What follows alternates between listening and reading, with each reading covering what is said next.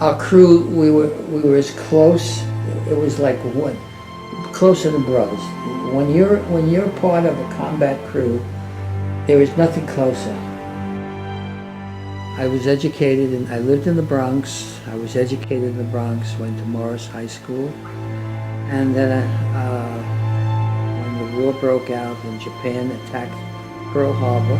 On December 7th, 1941, Japan, like its infamous Axis partners, struck first and declared war afterwards. Costly to our Navy was the loss of war vessels, airplanes, and equipment, but more costly to Japan was the effectiveness of its foul attack in immediately unifying America in its determination to fight and win the war thrust upon it. We were going to go join the Army.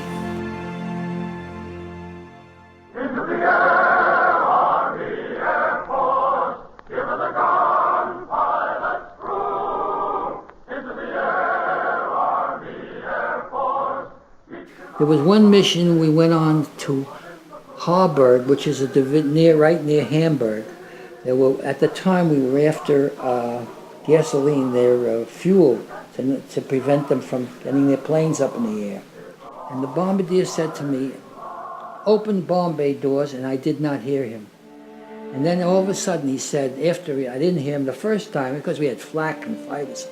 Then he said, "Open this blankety blank doors," and I heard him, and I jumped down, and I forgot about everything. I disconnected my oxygen mask, I disconnected my throat mic, I disconnected my heated suit. As I was hanging on to that lever, I looked up to God, and I said, "God, if I die, my mother will kill me."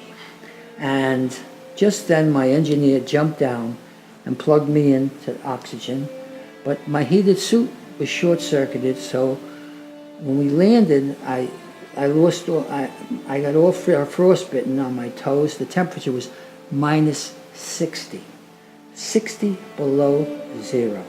So my fingers and my toes, eventually I lost all the nails. But I didn't want to lose my crew, so luckily we had a stand down, which we didn't fly for 2 weeks. And even though I was in such agony, I wore the gloves and went on the missions. There was another time where we went on a mission to Kassel, Germany. As we were flying, our number 3 engine conked out, and we couldn't keep up with the formation, so we had to go back. That's called an abortion. An abortion does not count as a bombing mission. Now we're carrying 6,000 pounds of bombs, and I said to the pilot, "Dale, drop the bombs." He said, "No, we'll bring them back." We come back, and as we hit, the landing gear collapses at 120 miles an hour. The bombs fall out of the bomb bay, the wing tanks crumple, gasoline is all over the field, and everybody runs out, tries to get out of the plane. We don't know when it's going to explode. I can't get out of the escape hatch because I have my backpack. So my co-pilot gets behind me and gives me a shove. My chute opens up as I shoot out of the plane, and nobody could run faster than I ripped that chute off, and everybody in that crew ran. Now here's the strangest part. Bombs are laying over there, gasoline pouring all out of the wing tanks. Nobody even got a scratch. Nobody even got it. The ambulances came, and the guy said, "Where are the bodies?" It was the most unbelievable thing, and I looked up to the heaven and I said, "Thank you, God, it looks like we're going to make it." Now this didn't even count as a mission.